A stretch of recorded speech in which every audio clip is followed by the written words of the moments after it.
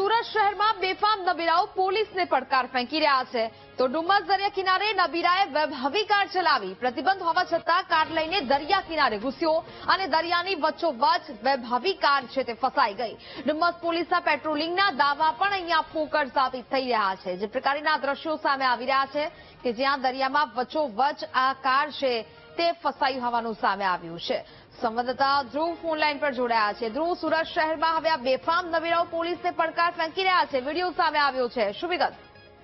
બિલકુલ સાચી વાત છે। સુરતના આ ડુમ્મસ જે દરિયા કિનારો છે તેનો આ એક વિડીયો છે અને જે રીતે એમાં જોઈ શકાય છે કે ડુમ્મસ દરિયા કિનારે જે વાહનો લઈને જવા માટે પણ પ્રતિબંધ ફરમાવ્યો છે, કારણ કે ઘણા સમયથી એવું જોવા મળે છે કે કોઈને કોઈ પાણીમાં ડૂબી જવાથી દુર્ઘટના ઘટતી હોય છે અને ભરતી જયારે આવતી હોય છે ત્યારે ગાડીઓ પણ ત્યાં ફસાઈ જતી હોય છે, જેને લઈને અહીં કોઈ પણ પ્રકારના વાહન કે ગાડી લઈને ન આવવા માટે પ્રતિબંધ ફરમાવાયો છે। ત્યારે આ પ્રકારનો જે વિડીયો જે છે તે સામે આવ્યો છે, જ્યાં લક્ઝુરિયસ જે મર્સિડીઝ કાર છે ત્યાં આ દરિયાની વચ્ચોવચ્ચ લઈને જાણે સ્ટન્ટ કરતા હોય તે પ્રકારનો વિડીયો સામે આવ્યો છે અને આ કાર દરિયામાં ફસાઈ હતી। આ જે રીતે પોલીસ આ બાબતે વાત કરી રહી હોય છે કે અહીં કોઈ પણ પ્રકારની ગાડીઓને કે વાહન ચાલકોને અહીં નથી પ્રવેશ કરવા દેવામાં આવતો, જેની વચ્ચે આ દાવા પોકળ સાબિત થઈ રહ્યા છે અને સાથે સાથે પોતાનો તો જીવ જોખમમાં મૂકે છે અને બીજા લોકોને પણ સામે પણ જીવ જોખમમાં મૂકતા હોય છે આ લોકો।